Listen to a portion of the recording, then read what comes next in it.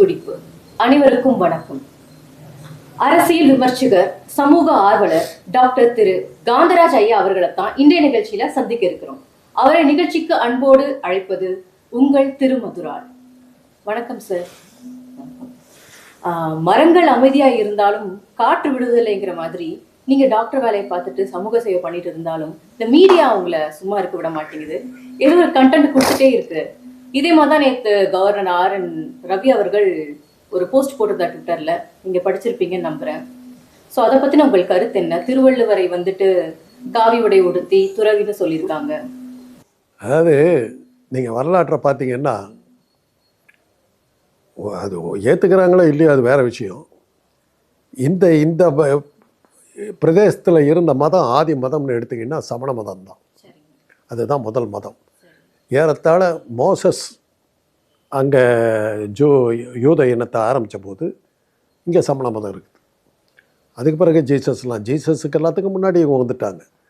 அவங்களுடைய இதெல்லாம் படிச்சிங்கன்னாக்கா 50,000 வருஷங்கள் 60,000 வருஷங்கள் அப்படின்னு. இந்த இடத்துக்கு இந்த இந்தியாவுக்கே பேர் வந்து பரதகண்டம்னு பேர் வச்சுருக்காங்க. அந்த பரதகண்டங்கிறதுக்கு எப்படி அந்த பேர் வந்ததுன்னா, ஆதி சமண தீர்த்தங்கரர்கள் ஒருத்தர் வந்து பரதருங்க, அவர் பேரில் தான் இந்த இடத்துக்கு பரதகண்டம். இந்த விஷயம் தெரியாமல் தான் இன்னும் சங்கிகள்லாம் பாரத நாடுன்னு சமணர்களை தூக்கி பாராட்டிக்கிட்டு உட்காந்துட்ருக்காங்க. இதில் அந்த சமண மதம் தான் இங்கே இருந்துக்கிட்டு இருந்தது. வரலாற்றை எடுத்திங்கன்னா மகேந்திர பல்லவன் ஒரு சமணன். அதே நேரத்தில் பாண்டிய நாட்டை ஆண்டுக்கிட்டு இருந்த சௌந்தர பாண்டியன் ஒரு சமணன்.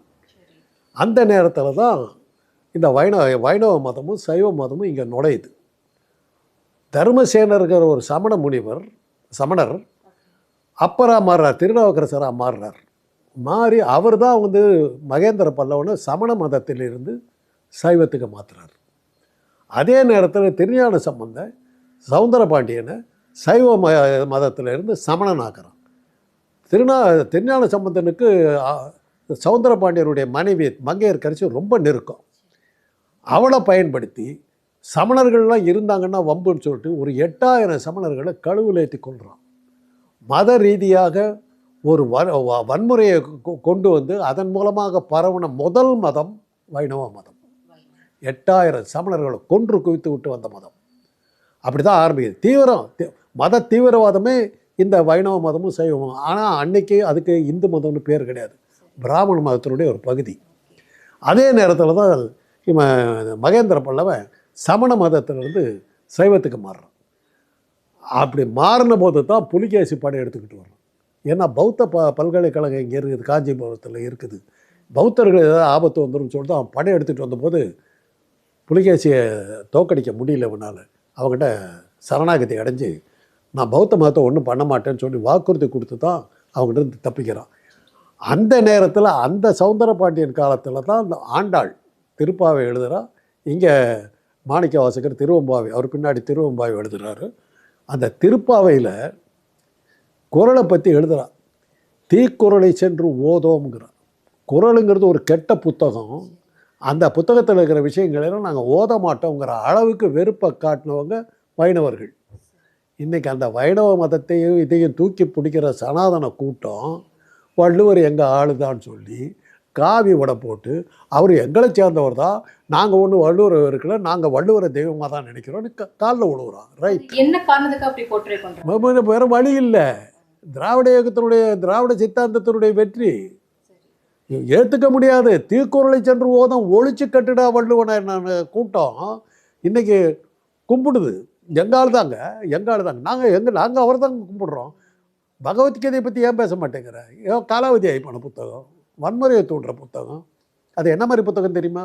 பகவத்கீதை அண்ணனாக இருந்தாலும் தம்பியாக இருந்தாலும் அப்பனாக இருந்தாலும் தாத்தாவாக இருந்தாலும் அடித்து கொள்றா. அதுதான் கண்ணன் உபதேசம். அதை எப்படி நம்ம எடுத்துக்க முடியும்? கொல்லாமைன்னு ஒரு பகுதி எழுதியிருக்கார் வள்ளுவர். பிறப்புக்கும் எல்லா உயிருக்குங்கிறார் வள்ளுவர். அப்புறம் எப்படி ஆரன்றவை அதை ஏற்றுக்க முடியும்? உனக்கே அது எப்படி பிறப்புக்கும் எல்லா உயிருக்கும் நீ எப்படி ஏற்றுக்க? சனாதனம் 4 பிரித்து வச்சுருக்கல. நாங்கள்லாம் வந்து பிரம்மன் ஒருத்தர் இருந்தாங்க. அது ஒரு கூத்து தெரியுங்களா? இந்த பிராமண மதம், அதாவது இந்து மதம் நம்ம வெள்ளக்காரன் சொன்ன அந்த பிராமண மதத்தினுடைய முதல் கடவுள் வந்து பிரம்மன். அவன் தான் பார்ப்பான், அந்த கடவுள் தான் பார்ப்பான். அவனுடைய தலையிலிருந்து பிறந்தவன் இந்த ஐயர் பசங்க. அதனுடைய நெஞ்சிலிருந்து பிறந்த ஒரு சத்திரிய, இடுப்பிலிருந்து பிறந்த வைசிய, காலில் பிறந்தவனுக்கு சூத்திரர்கள். இன்றைக்கி அந்த பிரம்மனுக்கு கோயிலும் கிடையாது, விழாவும் கிடையாது, ஒன்றும் கிடையாது, எங்கேயுமே அது கடவுளாக மதிக்கிறது கிடையாது, காணாமல் போச்சு. இன்றைக்கி இப்போ இருக்கிற பெருமாளும் சிவனுமே வேதத்தில் பிற்காலத்தில் சேர்க்கப்பட்டவை. சிவன் வந்து ஒரு வேதத்தில் சொல்லப்படவே இல்லை. முருகன் வந்து கேள்வியே இல்லை. திருத்தணி தானே முருகங்கிற ஒரு கடவுளே கிடையாது. இப்படிப்பட்ட ஒரு சூழ்நிலையில் இவங்களையெல்லாம் ஏற்றுக்கிட்டு இவங்களாம் எங்கள் ஆளுதான்னு சொல்லிக்கிட்டு ஒரு சனாதன கூட்டம் வருதுன்னா வரட்டுமே, யார் வேணாங்கிறா? திருவள்ளுவரை வந்துட்டு சனாதன பாரம்பரியத்தை சேர்ந்தவர்னு சொல்றாங்க. அதை சனாதனம் ஏற்றுக்கிறாங்க. பிறப்புக்கும் எல்லா உயிருக்குங்கிறது சனாதனம் ஏற்றுக்கிட்டாங்க. மனுவாதி குலத்துக்கு ஒரு நீதியை மனு சாஸ்திரத்தை தூக்கி எறிஞ்சுட்டான்னு அர்த்தம். ஆர்.என். ரவி கன்வெர்ட் ஆகிட்டார், திராவிடத்துக்கு கன்வெர்ட் ஆகிருக்காரு. வாழ்த்துக்கள், நன்றி. இப்போ எல்லா பக்கமும் சனாதனம்னு பேசுறாங்க. சனாதனம்னா என்ன? சனாதனத்துக்கும் ஜனநாயகத்துக்கும் என்ன ஒற்றுமை இல்லை வேறுபாடுன்னு சொல்லுங்க. அதாவது காரல் மார்க்ஸை எடுத்திங்கன்னா அவர் சொல்கிறதே பொருளாதார சமத்துவம் வேணும்னா வர்க்கபேதம் ஒழியணுன்னார். வர்க்கபேதம்னா ஜாதி, அதை ஒழிச்சாதான் நீ பொருளாதார சமத்துவத்தை கொண்டு வர முடியுங்கிறார். நீங்கள் என்னென்ன பெரிய பணக்காரராக இருக்கலாம், அக்ரகாரத்துக்குள்ளார போய் குடியிருக்க முடியாது. ஆஷ் துரைன்னு ஒருத்தரை கேள்விப்பட்டிருக்கீங்களா? வாஞ்சிநாதன் ஒரு சுட்டு கொண்டான். என்ன காரணத்தினால கொண்டான்னு தெரியுங்களா?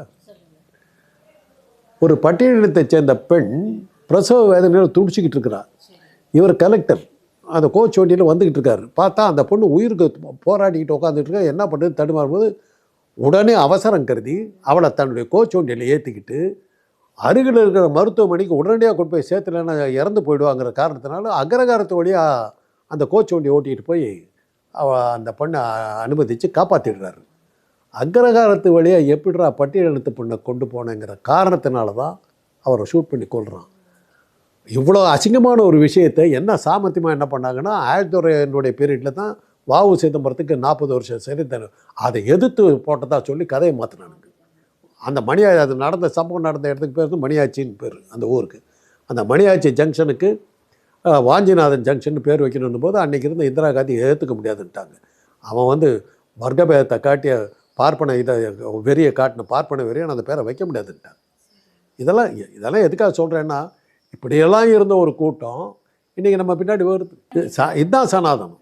சனாதனம் வந்து மனுவாதி குலத்துக்கு ஒரு நீதி. அவங்களுடைய தர்மத்து பிரகாரம் பார்ப்பனர்கள் தவறே செய்தாலும் அவர்களுக்கு வந்து தண்டனை வழங்கக்கூடாது. அது தெரியுமா உங்களுக்கு? கொலையே செய்யலாம், கொலை செஞ்சால் கூட தண்டனை வழங்கக்கூடாது. பார்ப்பனர் எது செஞ்சாலும் அவங்க இனத்தினுடைய இது பிரகாரம் சரி. சத்திரியன் போராட வேண்டும், அவன் வேறு எந்த வேலையும் செய்யக்கூடாது. வைசியர்கள் வந்து வர்த்தகம் செய்யணும். சூத்திரர்கள் இவங்க 3 பேர்த்துக்கும் ஏவல் வேலைக்காரராக இருக்கணும். இது சனாதனம்.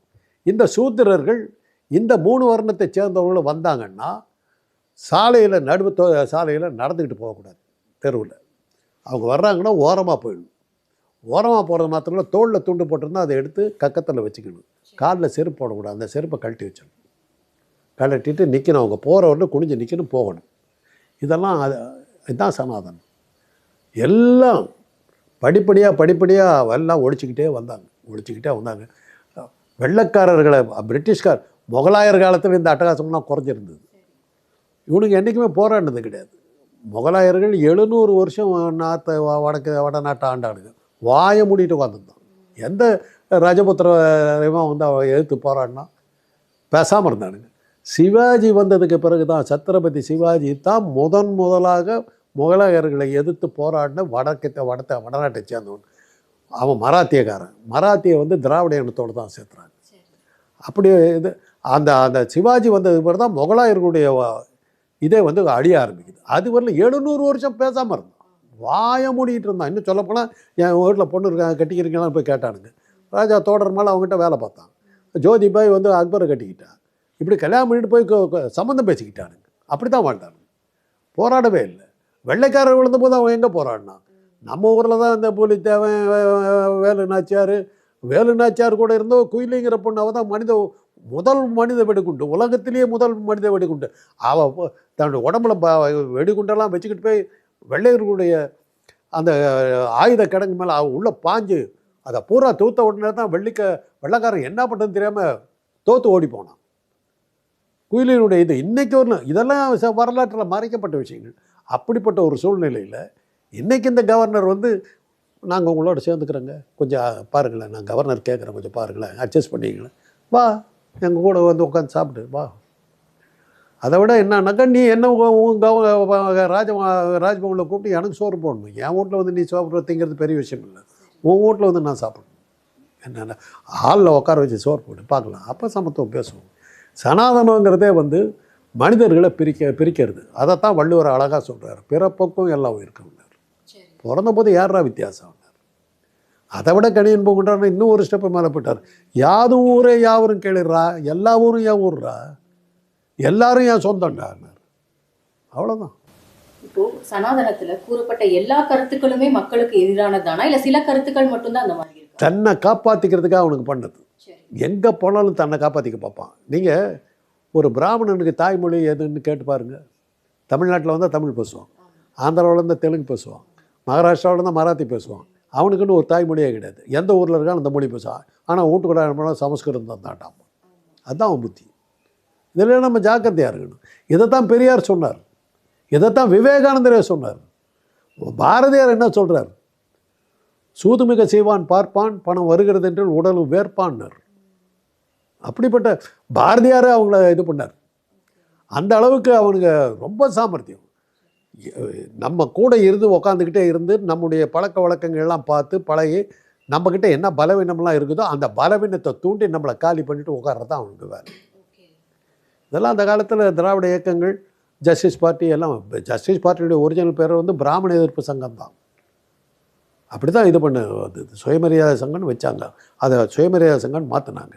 அன்றைக்கி அதை ஆரம்பித்தவங்களாம் மன்னர்கள். பனகல் மகாராஜா, பப்புலி மகாராஜா, விஜயநகர மகாராஜா போன்ற மன்னர்கள் ஆரம்பித்த பார்ட்டி அது. பிராமணர்களை ஒழிக்கணும்னு ஆரம்பித்த பார்ட்டி. அவங்க தான் பெண்கள் படித்தாகணும்னு சொன்ன இது, பெண்களுக்கு விடுதலை கொடுத்தாகணும்னு சொன்னவங்க. இலவச சத்துணவு போட்டு படிக்கிறதுக்கு வந்தீங்கன்னா, ஸ்கூலுக்கு வந்தீங்கன்னா சாப்பாடு போடுறேன்னு சொன்னீங்கன்னா சொன்ன கட்சி. இதெல்லாம் வந்து நம்ம கொண்டு வந்ததெல்லாம் படிப்படியாக இன்றைக்கி இவங்க என்ன பண்ணுறாங்கன்னா, வள்ளுவருக்கு காவியோட பூசறது மூலமாகவும் பெரியாருக்கு காவியோட பூசறது மூலமாகவும் திராவிட சித்தாந்தத்தை ஒழிக்கிறோம் நினச்சிட்டு பண்ணுறாங்க.